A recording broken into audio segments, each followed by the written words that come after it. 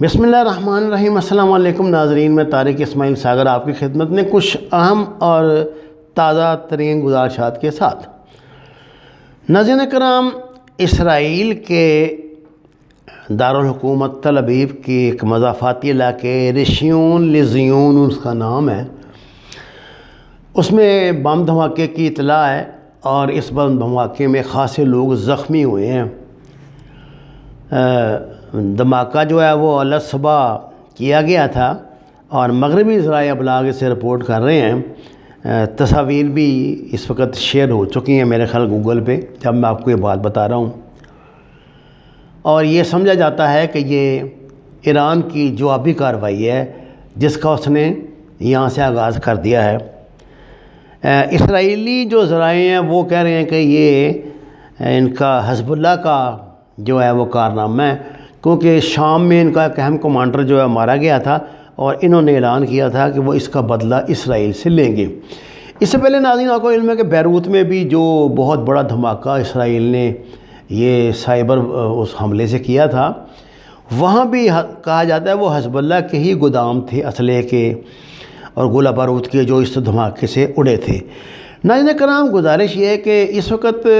ایران جو ہے نا، اس کی حیثیت آپ ایک زخمی سانپ کی سمجھیں، اور زخمی سانپ پلٹ کے حملہ ضرور کرتا ہے، ایسی بات نہیں ہے۔ ان کے اہم ترین جو سائنسدان ہیں محسن فخری زادہ اور ان کے 6 ساتھیوں کی موت کو ایران نے بھلایا نہیں، نہ ٹھنڈے پیٹوں مطلب اس کو برداشت کیا، اور یہ بات کوئی ایسی بھی نہیں نا برداشت ہونے والی، ان کا تو سسٹم سارا بیڑا گرک ہو جائے گا سارا اس سے۔ آپ کو اس بات کا علم ہے کہ صدر ٹرمپ اس بات پر تلے ہوئے ہیں کہ جیسے بھی ممکن ہو ان کی رخصتی سے پہلے ایران پر ایک بڑا حملہ ہو جائے۔ انہوں نے ایک بڑا جو ان کا ایئرکرافٹ کیریئر ہے نیمٹس امریکہ کا، وہ ادھر بھیج دیا ہے گلف میں، اور ادھر اسرائیل کی طرف سے بھی ایسی خبریں ان کے اخبارات دے رہے ہیں کہ انہوں نے بھی نشانے پہ رکھ لیا ایران کو، اور وہ بیوقوف یہ سمجھ رہے ہیں کہ جواب میں ایران کچھ نہیں کرے گا۔ دیکھیے ناظرین کرام، شاہ ایران کے دور میں ایران اس خطے کی بہت بڑی پاور تھی، امرجنگ اکانومی تھی ان کی، اور اگر شاہ ایران کا خاتمہ نہ ہوتا نہ یہ اس کو مارتے، تو اس وقت ایران جو ہے وہ میرا خیال جو حیثیت آج دنیا میں چین کی ہے قریباً وہ ایران کی ہوتی، کیونکہ تیل کی پاور تھی اس کے پاس، اور ایران جدید ترین اسلحہ رکھتا تھا، اور شاہ ایران کے امریکہ سے ایسے تعلقات تھے جیسے بعد میں بھی سعودیہ کے ہو گئے۔ ناظرین کرام، صدر ٹرمپ نے اس سلسلے میں اوول ہاؤس میں ایک بڑا ہنگامی اجلاس بھی بلایا تھا، لیکن ان کے تمام ساتھیوں نے، جن میں ان کے وزیر خارجہ، ان کے جو چیف آف سٹاف ہیں وہ، اور CIA کے جو چیف ہیں، ان سب نے انہیں شدت سے منع کیا تھا کہ آپ اگر اس وقت کوئی جنگ چھیڑیں گے یا ایران پہ حملہ کریں گے تو اس کے بعد جو تباہی آئے گی وہ ہمارے لیے تو ناقابل برداشت ہوگی، لیکن آپ کا بھی جو سارا کیریئر ہے وہ سیاہی سے لکھا جائے گا، یہ کالک آپ کے منہ پہ لگے گی۔ آپ اپنے جو مہینہ 1.5 مہینہ ہے نا وہ عزت کے ساتھ آرام کے ساتھ گزار کے اپنے گھر جائیں، اس چکر میں نہ پڑیں۔ جبکہ صدر ٹرمپ تڑپ رہا ہے کہ کسی طرح میں ممکن ہو تو وہ اسرائیل کی مدد کے لیے ایران پہ امریکن حملہ کروائے، اور اس کے ساتھ اسرائیل بھی اس میں شامل ہو جائے۔ ناظرین کرام، اس سے پہلے ایک بڑی ڈیولپمنٹ میں آپ نے دیکھا تھا کہ سعودی عرب UAE نے بھی اسرائیل کو اپنا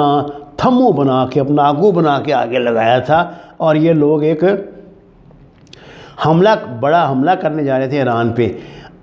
اور یہ جو ابھی نیتن یاہو اور شہزادہ محمد بن سلمان کی خفیہ ملاقات ہوئی ہے، اس میں بھی اس نے سب سے پہلی شرط یہ رکھی تھی نیتن یاہو کے آگے کہ جب تک ایران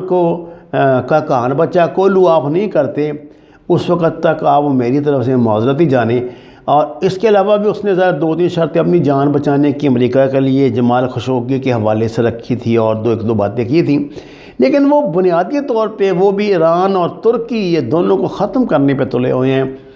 یہ بات سمجھ سے بالا تر ہے کہ یہ ہم کس طرف مسلمان جا رہے ہیں اور یہ کس طرح بیچارے لگ گئے ہیں۔ نہ ترکی نے ختم ہونا ہے، نہ ایران نے ختم ہونا ہے، ممکن ہے کہ یہ ختم ہو جائے کیونکہ ان کا تو وجود ہی نہیں تھا، یہ تو بعد کی پیداوار ہے نا، یہ تو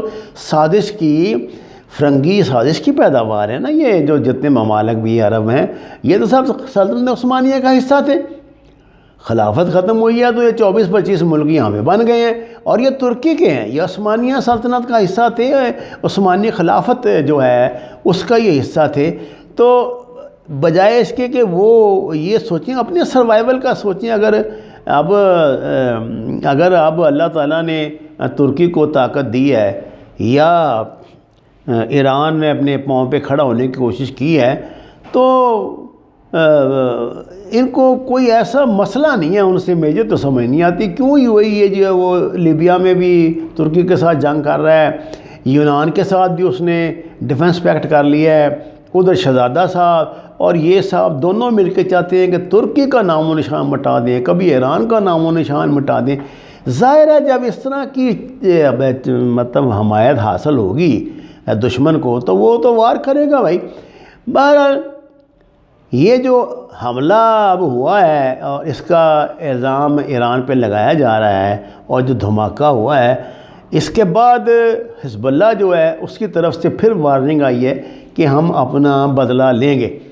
اب حزب اللہ کیا کرتی ہے یہ تو آپ کو اگلے 2-3 دن میں پتہ لگ جائے گا، لیکن یہ بات میں آپ کو پہلے بتا دوں کہ فوری اس کے ریاکشن میں ایران جو ہے نا وہ حزب اللہ پہ اس کی بیروت میں، شام میں، جہاں بھی یہ حملے کرے گا، اور ایران کے پاس ایک ہی آپشن ہوتا ہے کہ وہ یمن کو ایکٹیو کرے گا کہ وہ ادھر سعودی عرب پہ کرے، کیونکہ مسلمانوں کو اللہ کے فضل سے آپس میں تو براہ راست کرتے نہیں نا، یہ تو دشمنوں کا، یہ تو دشمن کے کہنے پر ارد گرد ہی لڑائیاں لڑتے پھریں گے، آپس میں لڑتے پھریں گے۔ دشمن کو تو ٹارگٹ ہم کرتے نہیں ہیں بدقسمتی سے، دشمن کو ہم کوئی نہیں اسے کہتے ہیں لگے رہو منا بھائی۔ یہاں بھی صورتحال ایسی جاری، اگر یہ بدلہ لے گا نا، اگر اسرائیل حملہ کرے گا تو اسرائیل ایران پہ حملہ کرے گا اور اس کے حزب اللہ کے جو ٹھکانے ہیں ان پہ حملہ کرے گا، اور ایران جو جواب میں وہ سعودی عرب کو نقصان پہنچائے گا اس کو، اور خاص طور سے یمن میں جو اس کے ساتھی ہیں ان کے ذریعے، اور شام میں ہم یہ اندازہ کر رہے تھے کہ شاید جتنی امداد شام کو دی ہے انہوں نے عرب بلاک میں شامل کرنے کے لیے کہ وہاں جو ایرانی ملیشیا بیٹھی ہے یہ ایکٹیو نہیں ہوگی، لیکن یہ کارروائی بتا رہی ہے کہ حزب اللہ ایکٹیو ہے، ایرانی ملیشیا ایکٹیو ہے، اور اتنی آسانی سے جو ہے نا اب یہ مطلب اتنا آسان ٹارگیٹ اسرائیل کے لیے ایران نہیں رہا۔ وما علینا الا البلاغ المبین۔ ناظرین کرام، درخواست ہے قرآن اور نماز کو ترجمے کے ساتھ جانیے، ہمارے چینل کو شیئر کریں، لائکس دیں اور سچ کے سفر میں ہمارا ساتھ دیں۔ آپ کا بہت شکریہ۔